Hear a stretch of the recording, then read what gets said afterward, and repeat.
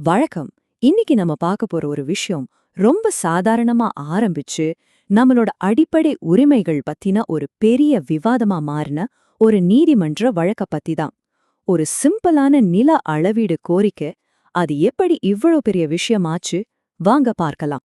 சரி, முதல்ல இந்த கேஸோட பின்னணி என்னன்னு பாத்துடலாம். ஒருத்தர் 2012ல ஒரு அரசு சேவைக்காக அப்ளை பண்றாங்க, இன்னொருத்தர் 2015ல. ஆனா வருஷம் போய்கிட்டே இருக்கு. 2017 வரைக்கும் ரெண்டு பேருக்குமே எந்த பதிலும் வரல. சும்மா யோசிச்சு பாருங்க, வருஷ கணக்குல ஒரு சின்ன வேலைக்காக காத்துக்கிட்டு இருந்தா உங்களுக்கு எப்படி இருக்கும்? அப்படி ஒரு நிலைமைதான் ஆர் கல்பனாவுக்கும் பெருமாள் சாமிக்கும் ஏற்பட்டுச்சு. அவங்க ரெண்டு பேரும் காசு கட்டி ஒரு சாதாரண சர்வீஸுக்காக கேட்டிருக்காங்க. ஆனா பல வருஷமா அவங்களுக்கு கிடைச்ச ஒரே பதில் மௌனம்தான்.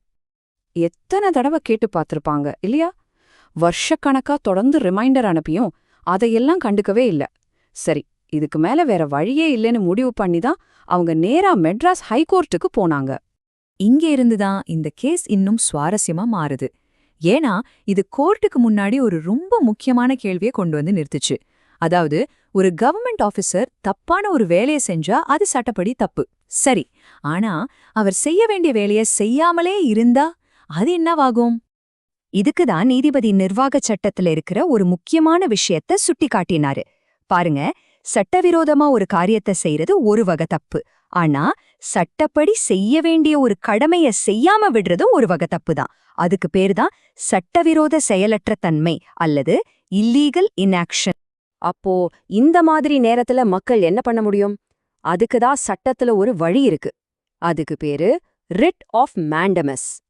ரொம்ப சிம்பிளா சொன்னோம்னா, கோர்ட் ஒரு ஆபீசரை பார்த்து முதல்ல உங்க வேலையை ஒழுங்கா செய்யுங்கன்னு போடுற ஒரு உத்தரவு தான் இது. இந்த கேஸ விசாரிச்ச நீதிபதி ஜி.ஆர். சுவாமிநாதன் இது ஏதோ ஒரு ஆபீஸ்ல நடந்த சாதாரண தாமதமா மட்டும் பார்க்கல. அவர் இத ஒரு சிஸ்டமே ஃபெயிலியர் ஆனதா பார்த்தாரு. அதாவது இது ஒரு அமைப்பு ரீதியான தோல்வி. ஏன் அப்படி சொன்னார்னா, ஒரு வெல்ஃபேர் ஸ்டேட், அதாவது நல அரசு அப்படிங்கறதோட அடிப்படை கருத்தே என்ன? இங்க இருக்கிற அரசு அதிகாரிகள், அதாவது கவர்மெண்ட் சர்வன்ட்ஸ், மக்களுக்காக சேவை செய்யறதுக்கு தான் இருக்காங்க. அந்தே காணி மக்கள் அவங்களுக்காக இல்ல. இந்த உறவு தலைகீழா இருக்கக்கூடாதுன்னு அவர் தெளிவா சொன்னார். இப்பதாங்க இந்த வழக்கு ரெண்டு பேரோட தனிப்பட்ட பிரச்சனையிலிருந்து ஒரு பெரிய அரசியலமைப்பு சம்பந்தப்பட்ட கேள்வியா மாறுது. அந்த கேள்வி இதுதான்: கவர்மெண்ட் சர்வீஸ சரியான நேரத்துல வாங்குறது ஒரு குடிமகனோட அடிப்படை உரிமையா இருக்கணுமா கூடாதா? இதுக்கு நீதிபதி ஒரு முக்கியமான விஷயத்த சொல்றாரு. இந்தியால நிறைய ஸ்டேட்ஸ்ல பொது சேவைகளை பெறதுக்குன்னே தனியா சட்டம் இருக்கு, ரைட் டு பப்ளிக் சர்வீசஸ் ஆக்ட்னு. ஆனா தமிழ்நாட்டுல மட்டும் என்ன காரணம்னே தெரியல, அப்படி ஒரு சட்டம் இல்லன்னு அவர் சுட்டி காட்டினாரு. சரி, நம்ம கிட்ட அப்படி ஒரு சட்டம் இல்ல, அப்போ என்ன பண்றது? இங்கதான் நீதிபதி இந்த விஷயத்த நம்ம அரசியலமைப்போட ஒரு முக்கியமான கொள்கையோட, அதாவது சமத்துவத்துக்கான உரிமையோட நேரடியா கனெக்ட் பண்றாரு. அவரோட லாஜிக் ரொம்ப சிம்பிள் அண்ட் பவர்ஃபுல். யோசிச்சு பாருங்க, ஒரு ஆபீசர் ஒருத்தரோட ஃபைலை மட்டும் தாமதப்படுத்திட்டு இன்னொருத்தரோட வேலையை வேகமா முடிச்சா அங்க என்ன நடக்குது? ஒரு சமத்துவமின்மை உருவாகுது இல்லையா? ஆர்டிகல் 14 படி சமத்துவம் நம்மளோட அடிப்படை உரிமை. அப்போ சரியான நேரத்துல சேவையை பெறுவதும் அந்த அடிப்படை உரிமையோட பகுதியாதானே இருக்கணும். இதுதான் அவரோட வாதம். இது வெறும் சட்ட பிரச்சனை மட்டும் இல்ல. இந்த மாதிரி ஆபீசர்ஸ் எதுவுமே செய்யாம இருக்கிறதுனால நிஜ வாழ்க்கையில என்ன ஒரு பெரிய ஆபத்து உருவாகுதுன்னு நீதிபதி சொன்னாரு. அதுதான் ஊழல். ஆமா, இந்த தாமதம் ஊழலுக்கு நேரடியா வழிவகுக்குது. இதுக்கு பொருளாதார நிபுணர் கௌஷிக் பாசுவோட ஒரு ஆய்வா அவர் மேற்கோள் காட்டுறாரு. அதுல ஒரு விதமான லஞ்சத்தை பத்தி பேசுறாங்க. அதாவது தப்பான ஒரு காரியத்தை செய்யறதுக்காக கொடுக்கற லஞ்சம் இல்ல, இது சட்டப்படி செய்ய வேண்டிய ஒரு வேலைய செய்ய வைக்கிறதுக்காக விரக்தியில கொடுக்கற லஞ்சம். இதுக்கு பேரு ஹராஸ்மெண்ட் பிரைப்ஸ். சொல்லப்போனா இங்க முக்கியமான பாயிண்டே இதுதான்.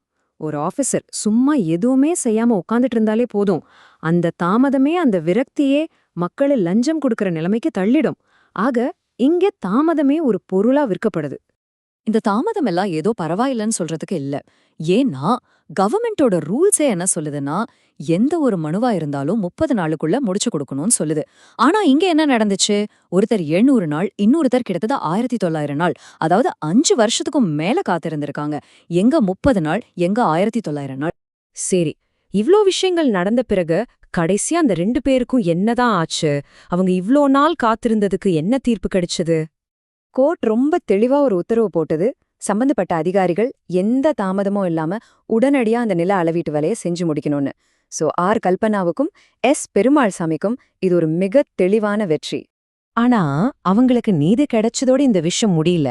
அவங்களோட இந்த வழக்கு ஒரு சிம்பிளான நில அளவீடு பிரச்சனையும் தாண்டி நம்ம எல்லார் முன்னாடியும் ஒரு ஆழமான கேள்வியை விட்டுட்டு போயிருக்கு. பொதுச் சேவைங்கிறது ஒரு உரிமைன்னா அதை செய்யாம தாமதப்படுத்துறது அந்த உரிமையை மீறதுக்கு சமந்தானே? இந்த கேள்வியோட நம்ம அரசுக்கும் நமக்குமான உறவு பத்தி நம்ம எல்லாரும் யோசிக்க வேண்டியிருக்கு.